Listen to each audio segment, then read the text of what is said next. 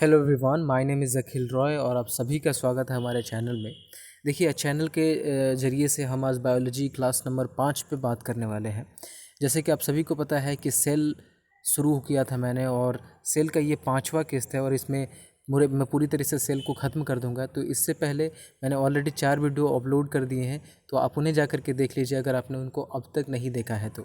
उसका लिंक मैं डिस्क्रिप्शन में दे दूंगा, आप वहां से देख सकते हैं। राइट, चलिए आज बायोलॉजी का ये आखिरी वीडियो होगी और इसके बाद बायोलॉजी की आखिरी वीडियो नहीं होगी, माफ़ कीजिएगा, सेल की ये आखिरी वीडियो होगी। इसके बाद आपको सेल से रिलेटेड कोई भी चीज़ में कोई दिक्कत नहीं आएगी, इस बात की गारंटी मैं देता हूँ। लगभग मैंने सेल को 5 वीडियो में कंप्लीट किया है और लगभग सेल के जितने भी डाइवर्सन्स होते हैं उनको कंप्लीट करने की कोशिश की है। चलिए, आपका ज़्यादा समय नहीं उठाऊंगा और चलिए शुरू करते हैं। तो सेल डिवीज़न आज पढ़ना है, ठीक है। इससे पहले भी मैंने आपको सेल डिवीज़न पढ़ा दी है। मैंने बताया था कि सेल डिवीज़न जो होता है वो बहुत ही इंपॉर्टेंट है, क्योंकि अगर सेल डिवीज़न नहीं होगा तो जो बैड पैचेस बनते हैं, जो ब्लैक पैचेस बन जाते हैं आसपास, तो वो ख़त्म नहीं होंगे। राइट, तो सेल डिवीज़न का होना बहुत ज़रूरी है। आज इसी सेल डिवीज़न को बहुत गौर से पढ़ने वाले हैं, तो उम्मीद करूँगा कि आप बहुत गौर से सुनेंगे और चीज़ों को नोट करेंगे। वैसे पीडीएफ के लिए मैं बता दूं कि पीडीएफ के लिए आप जो टेलीग्राम, जो डिस्क्रिप्शन में एक टेलीग्राम का लिंक है, उसे आप जा कर के उससे ज्वाइन कर लीजिए। वहाँ आपको पीडीएफ डेली बेसिस पे शेयर कर दी जाती है। तो I hope you will be getting everything what you are needed for. Right, चलिए शुरू करते हैं। तो सेल डिवीज़न, मैंने आपको बताया कि सेल डिवीज़न जो होता है वो कई सारी चीज़ों की वजह से होता है। अगर इंसानों की बात करें तो इंसानों में सेंट्रोसोम होता है, लेकिन अगर प्लांट्स की बात करें तो उसमें सेल प्लेट्स आती है। तो यहीं से एक क्वेश्चन बन जाता है कि प्लांट्स में सेल डिवीज़न किसके वजह से होता है? सो सेल प्लेट की वजह से, जबकि एनिमल में सेल डिवीज़न जो होता है सेंट्रोसोम की वजह से होता है। वैसे सेल डिवीज़न जो होता है ये 3 प्रकार का होता है। एक माइटोसिस, माइटोसिस और मियोसिस। इसका हिंदी मुझे माफ़ कीजिएगा, हिंदी में नहीं बता पाऊँगा, बट इसे आप थोड़ा सा देख लीजिएगा। राइट, माइटोसिस होता है, माइटोसिस होता है, मियोसिस होता है। इसको बारी बारी से पढ़ने की कोशिश करेंगे। तो चलिए शुरू करते हैं। चलिए, अमाइटोसिस क्या होता है? देखिए, अमाइटोसिस जो होता है ना, बहुत ही सिंपल वाला होता है। ये बहुत सिंपल होता है और ये प्रोकैरियोटिक सेल में होता है। इसका मतलब ये है, जैसे ही मैं प्रोकैरियोटिक सेल कहता हूँ, आप समझ लीजिएगा कि अमीबा जैसी कोई चीज़ है, ठीक है। अमीबा, अमीबा हो गई, या फिर कोई भी सिंपल ऑर्गेनिज्म जो है, सिंपल या माइक्रो ऑर्गेनिज्म जो है, जिनको हम नंगी आंखों से नहीं देख सकते, उनमें जो उनमें जो सेल डिवीज़न होता है वो अमाइटोसिस के थ्रू होता है। क्या ये हमारे अंदर होता है अमाइटोसिस? नहीं हो सकता, अमाइटोसिस नहीं होता। तो हमारे अंदर क्या होता है, इसके बारे में बात करेंगे। हमारे अंदर होता है ये माइटोसिस, ठीक है। अब माइटोसिस थोड़ा जटिल प्रक्रिया है, क्योंकि देखिए हमारा जो शरीर है ना वो यूकैरियोटिक सेल से बना हुआ है। और यूकैरियोटिक सेल जब मैं पढ़ा रहा था आपको प्रोकैरियोटिक, पिछली वीडियो अगर फिर भी मैं रिपीट कर रहा हूँ, अगर आपने अब तक नहीं देखा तो उसे ज़रूर देखिए, ज़रूर से ज़रूर देखिए, आपको बहुत ही ज़्यादा फ़ायदा मिलेगा। राइट, तो यूकैरियोटिक सेल जो होता है बहुत ही ज़्यादा कॉम्प्लेक्स होता है, और जो कम्प्लेक्सिटी बढ़ती है ना, तो इनके सेल डिवीज़न में भी बड़ी दिक्कत होती है। राइट, तो इसके 5 फेजेज़ हैं। समझ लीजिए कि 5 चरणों से इसको गुजरना पड़ता है। देखिए, पहला चरण मैं बताता हूँ। पहले चरण में क्या होता है कि जब हमारा सेल होता है ना, तो सेल का पहले जो डीएनए है, डीएनए टूट जाता है। राइट, उसके बाद डीएनए टूटने के बाद ये पूरा न्यूक्लियस टूटता है दूसरा वाला फेज़ में, इंटरफेज जो सबसे बड़ा वाला फेज़ होता है। उसके बाद प्रोफेज, प्रोफेज में भी सेल डिवीज़न होती है, क्रोमोसोम इसमें टूट जाता है। और तीसरा होता है मेटाफेज। मेटाफेज जो है ना, ये बहुत ही आसान होता है, क्योंकि बाकी सारे चीज़ों को स्टडी करने के लिए, जैसे ये पूरा एक सेल हो गया और इसमें न्यूक्लियस और क्रोमोसोम तो कट गया, लेकिन अब यहाँ बचते हैं कई सारी चीज़ें, जैसे राइबोसोम हो गया, एंडोप्लाज्मिक रेटिकुलम हो गया, माइटोकॉन्ड्रिया हो गया, लाइसोसोम हो गया।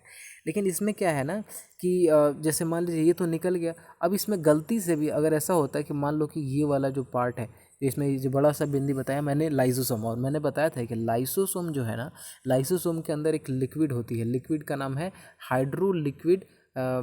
हाइड्रोलाइटिक एंजाइम, HLE होता है। और ये जहाँ भी पड़ता है ना, वहाँ पे चीज़ों को मार देता है। That's why it is called the suicide bag of cell. तो अब क्या है ना कि आपको क्या करना है, एक तो आपको सेल डिवीज़न भी करना है, उसके अलावा आपको इस बात का भी ध्यान रखना है कि कहीं भी गलती से भी उस लाइसोसोम फट ना जाए। राइट, तो इस समय क्या होता है कि बड़ा ही होशियारी होती है। भगवान देखो, जब भी हमारे सेल को जब बनाया भगवान जी ने, तो उन्होंने बहुत चीज़ें बहुत गौर करके बनाई। तो होता ये है ना कि लाइसोसोम और बाकी सारे सेल्स टूटे फूटे नहीं, इसकी वजह से इनके लिए एक एक एक रस्सी जैसा, रस्सी नुमा एक स्ट्रक्चर का निर्माण होता है जिसे हम कहते हैं स्प्लिंडर फाइबर। आप गूगल कीजिएगा और आप ये फाइंड करने की कोशिश कीजिएगा कि स्प्लिंडर फाइबर आखिर होता कैसे। तो स्प्लिंडर फाइबर क्या करता है कि जैसे कोई सॉरी सॉरी सॉरी सॉरी जैसे कोई ये सेल फट ना जाए, इसके वजह से ये क्या करता है, इसको रस्सी से बांध देता है। ये एक रस्सी के जैसा ही होता है, इसको बांध देता है कि ये फट ना पाए। और जब ये फट नहीं पाए, इसके वजह से क्या होता है कि जो फटने की जो टेंडेंसी होती है वो तो कम हो जाती है। उसके अलावा उसके बाद आता है एनाफेज। अब एनाफेज में क्या होता है कि जैसे देखिए ये वाला स्प्लिंडर फाइबर बन जाता है। अब ये क्या करता है ना कि जो सेल्स हैं वो यहाँ और यहाँ चले जाते हैं और ये बीच में आ जाता है। अब मैं आपको समझाता हूँ एक बलून की मदद से, ठीक है। बलून को अगर आप ऐसे बीच में दबा दें तो ऐसे हो जाएगा। अगर इसमें रस्सी बांध देते हैं आप तो एक बलून इधर एक बलून इधर, तो क्या होता है कि एनाफेज में यही होता है, ये अपनी पकड़ मजबूत करते जाता है तो ये एक दूसरा सेल हो जाता है, एक दूसरा सेल हो जाता है।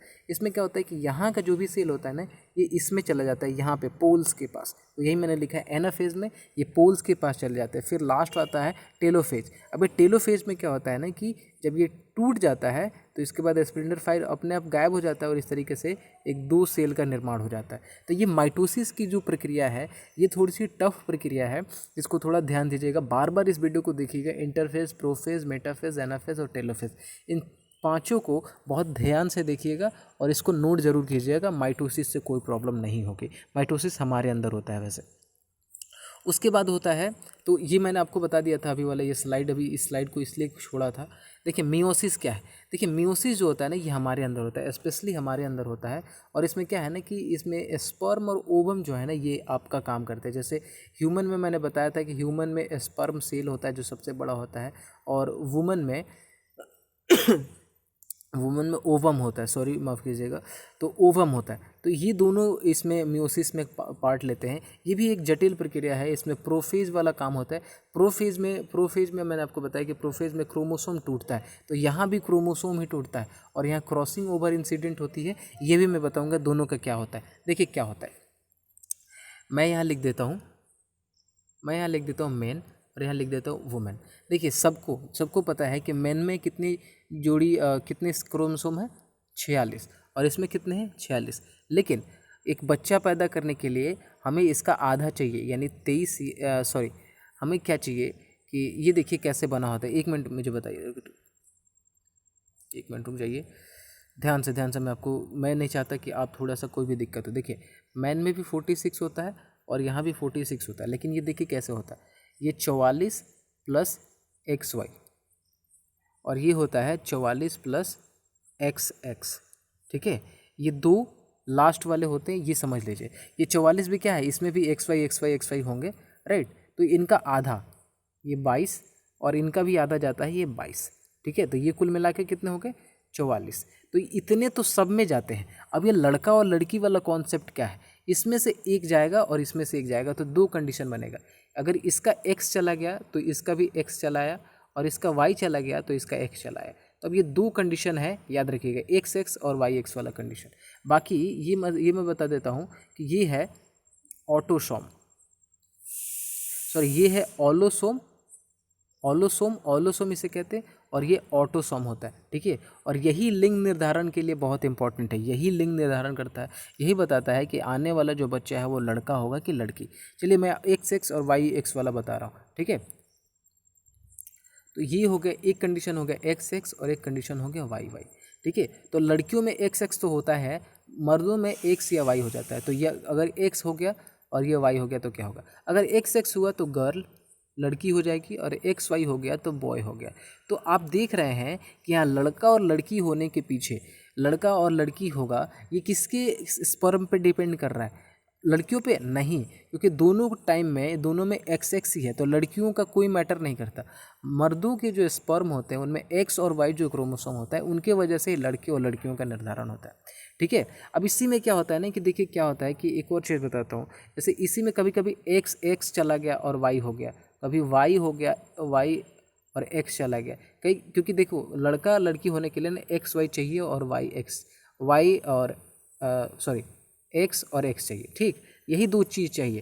तो इसके वजह से लड़का हो जाता है। लेकिन कभी कभार क्या होता है ना कि कभी जैसे 2 X हो गया और एक Y ही हो गया, तो इस समय क्या होता है ना कि एक प्रॉब्लम होने लगती है, जिससे हम जेनेटिक डिजीज़ कहते हैं। क्या कहते हैं? उसे जेनेटिक डिजीज़ कहते हैं। जेनेटिक डिजीज़ जो होती हैं ये अनुवांशिक होती हैं, ये जनरेशन वाइज जनरेशन चली जाती है, जनरेशन टू जनरेशन ये आप में कैरी करती हैं। जैसे आपका अगर 2-3 एग्जांपल मैं बताऊं तो एक तो दिमाग का जो बीमारी होता है जिसे हम सिजोफ्रेनिया कहते हैं। जब मैं आपको ब्रेन पढ़ा रहा हूँगा तो मैं आपको सिजोफ्रेनिया बताऊँगा कि सिजोफ्रेनिया होता क्या है। तो सिजोफ्रेनिया जो है ना वो जेनेटिक डिजीज़ है। ये एक बहुत कॉमन बीमारी है और आजकल जितने भी स्टूडेंट्स हैं वो लगभग इससे ग्रसित हैं। 90% स्टूडेंट जो है वो ग्रसित में। बहुत ही एक इंटरेस्टिंग सी बीमारी है, इसको जानेंगे हम आगे, राइट। और एक और जेनेटिक डिजीज़ में मैं आपको बता देता हूँ, जैसे कि आपको एक हीमोफीलिया करके बीमारी होती है, हीमोफीलिया, ठीक है। हीमोफीलिया में क्या होता है कि खून का थक्का ही नहीं जमता, खून का थक्का नहीं जमता और ये पीढ़ी दर पीढ़ी जाती है, राइट। तो हीमोफीलिया एक आनुवंशिक बीमारी है। उसके अलावा आपका कलर ब्लाइंडनेस भी एक आनुवंशिक बीमारी है। कलर ब्लाइंडनेस जिसमें आपको लाल और हरा का पहचान नहीं हो पाता, राइट। लाल आपको दूसरा कुछ दिखेगा और हरा आपको कुछ दूसरा तरीके से दिखेगा। तो कलर ब्लाइंडनेस भी वही है, ठीक है। एक बार अगर हो गया तो आपके जेनेटिक्स में जाएगा ही जाएगा। उसके अलावा सबसे इंपॉर्टेंट शुगर की जो बीमारी सबको होती है, मधुमेह, डायबिटीज़। तो डायबिटीज़ भी क्या है? डायबिटीज़ भी एक आनुवंशिक ही बीमारी है, राइट। अब कुछ बीमारी देख लेते हैं। देखिए क्या है ना कि क्रोमोसोम हमको चाहिए कितना, सबको पता है कि हमको एक बच्चा पैदा होने के लिए 46 क्रोमोसोम। अब ये घटा, अगर मान लीजिए कि ये बढ़ा या फिर मान लीजिए घटा तो आपको बीमारी होगी। 4 तरीके की इंपॉर्टेंट, वैसे बहुत बीमारियां होती हैं लेकिन 4 इंपॉर्टेंट बीमारी होती हैं जो आपको समझना पड़ेगा। देखिए एक बीमारी तो वो मैं बताऊंगा कि जो एक कम हो जाता है, और 3 बीमारी ऐसा बताऊंगा जिसमें एक एक बढ़ जाएगा। तो पहला से शुरू करता हूँ, वो है टर्नर सिंड्रोम। और ये आप देख रहे हैं ये सिंड्रोम किसके वजह से हो रहा है, जैसे मैंने यहाँ लिखा है। तो इसका रीज़न क्या है? आपका क्रोमोसोम घट बढ़ जा रहा है, क्रोमोसोम घटा बढ़ा तो आपको बीमारी होती है। ये सिंड्रोम मतलब एक बीमारी, राइट। तो क्रोमोसोम की कमी की वजह से, कमी या ज़्यादा की वजह से आपको बीमारी होती है, जिसे हम सिंड्रोम कहते हैं। सिंड्रोम बहुत सारे हैं लेकिन 4 इंपॉर्टेंट सिंड्रोम के बारे में पढ़ना है जो एग्जामिनेशन में बार बार पूछा जाता है। जैसे पहला है टर्नर सिंड्रोम। तो टर्नर सिंड्रोम में आपकी क्रोमोसोम की जो संख्या होती है वो 45 हो जाती है, या आमतौर पे औरतों में पाई जाती हैं। और औरतों में एक पहला चीज़ को उनको इनफर्टिलिटी हो जाएगा, बांझपन की शिकायत होगी।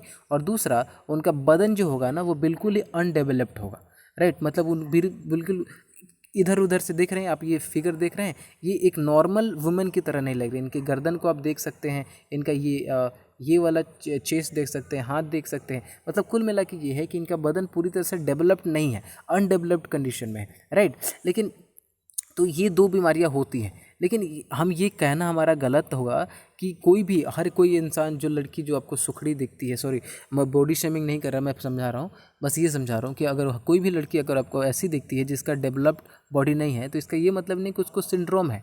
क्योंकि अनडेवलप्ड बॉडी होने के पीछे एक हार्मोन भी रीज़न है, सोमेटोट्रोपिक हार्मोन। तो सोमेटोट्रोपिक हार्मोन ये कॉमन है, कई सारे लड़कियों में ये हार्मोन की कमी हो जाती है तो वो पतली हो जाती है, राइट। तो आप ये समझ लीजिए कि ये बहुत ही रेयर होता है सिंड्रोम, और एक कई मतलब 100 में 2 लोगों को ही ये सिंड्रोम होगा, मतलब इतना रेयर है।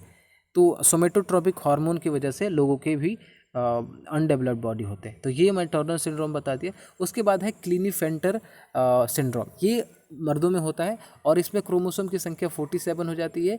ये मेल में पाया जाता है और मेल में इनफर्टिलिटी हो जाती है। एक्चुअली क्या होता है ना कि उसका पीनस जो होता है ना वो स्ट्रांग नहीं हो पाता और वो सेक्स नहीं कर सकेगा, राइट। तो ये सिंड्रोम की वजह से, जैसे देख लीजिए, ये स्मॉल टेस्टिस रहती हैं और इजैकुलेशन ठीक से नहीं हो पाती। तो एक ये मर्दों में पाए जाने वाला सिंड्रोम होता है। ये कब होगा? जब ये 47 का क्रोमोसोम हो जाएगा। तो क्लिनीफेंटर सिंड्रोम जो होता है वो मेल से रिलेटेड है, राइट। अगला है डाउन सिंड्रोम। ये आप फिगर देख रहे हैं, तो जब आपको डाउन सिंड्रोम होगा तो ये चीज़ें देखने को मिलेंगी, ठीक है। आपका चेहरा जो होगा ना बहुत ही अजीब सा हो जाएगा। इसमें भी क्रोमोसोम 47 हो जाता है, मेल फीमेल दोनों में पाया जाता है। इसमें आपका बदन जो होगा ना मैंगोलाइट की तरह होगा। जैसे समझ लीजिए, मैंगोलाइट का मतलब क्या है? मतलब आपकी आंखें धस धस जाएंगी, आपका बाल झड़ने लगेगा, आपका चेहरा कुछ अजीब सा हो जाएगा। ऐसा देखा गया है कि जो मैंगोलाइट जो बॉडी हो जाती है उसमें लिप्स और आपका जो होंठ है और आपका जो जीभ है, जिभा, वो मोटी मोटी हो जाती है। आपका दिमाग जो होता है वो बहुत ही ज़्यादा डल हो जाता है, मतलब आप बुद्धिहीन हो जाते हैं, मंद बुद्धि जैसे हो जाते हैं। जैसे देख रहे हैं आप, इनकी उम्र लगभग बहुत ज़्यादा है लेकिन ये बच्चे की तरह दिख रहे हैं, क्योंकि तो ये ऐसे हो जाता है, डाउन सिंड्रोम में इंसान दिखता है, राइट। अब लास्ट वाला है पटाव सिंड्रोम। ऐसा आपने देखा है, ठीक है। ये बच्चों में आमतौर पे होता है। इसमें क्रोमोसोम 47 हो जाती है, मेल और फीमेल दोनों में है। और इसमें इंसान का जो दिमाग है वो बहुत ही ज़्यादा डल हो जाता है। इसमें आपकी कॉमन पहचान है कि कई सारे लड़के जो होते हैं उनका ओठ कटा होगा, लिप कटा होता है, और वो भी अपर लिप कटा होता है। ठीक है, वो भी अपर लिप कटा होता है। तो ये इस तरीके की आपको, अगर कोई भी लड़का अगर आपको दिखता है, आपको बताना है।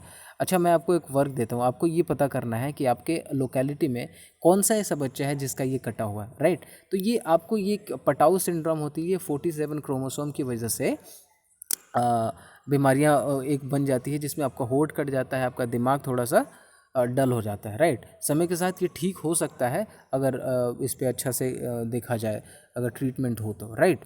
तो ये है पटाऊ सिंड्रोम। तो 4 सिंड्रोम मैंने आपको बताई, सेल डिवीज़न बताया, सेल डिवीज़न के टाइप बताए। तो आई होप आपको समझ है। जेनेटिक डिजीज़ को ऑलरेडी मैंने डिस्कस कर लिया है। तो चलिए, ये आज सेल चैप्टर कंप्लीट होता है। मुझे सपोर्ट करने के लिए बहुत धन्यवाद। मैं चाहता हूँ कि ज़्यादा से ज़्यादा लड़के इससे जुड़ें और इसका फ़ायदा उठा सकें। और जाते जाते मैं हमेशा से यही कहता हूँ कि आप हमेशा पढ़ते रहिए, क्योंकि इंसान अगर एजुकेट रहेगा, अगर इंसान के पास एजुकेशन रहेगी तो दुनिया का हर छोटा से बड़ा चीज़ जीत सकता है। तो आप पढ़िए, ठीक है।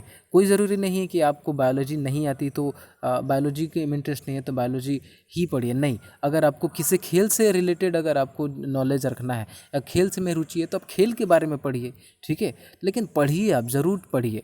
इसलिए तो यहाँ मेरा ये मतलब यही रहता है कि आप पढ़िए हर रोज़, ठीक है। और आप कोई भी चीज़ कीजिए, उसमें मन मोटाई वाली चीज़ नहीं होनी चाहिए। आप उसको लाइक जैसे हम कह सकते हैं पुट ऑफ वाली कंडीशन नहीं होनी चाहिए, क्योंकि पुट ऑफ वाली कंडीशंस आपको आमतौर पे परेशानी में डालती है। तो कोई भी काम करो उसमें खूब मेहनत कीजिए और अपना बेस्ट देने की कोशिश कीजिए।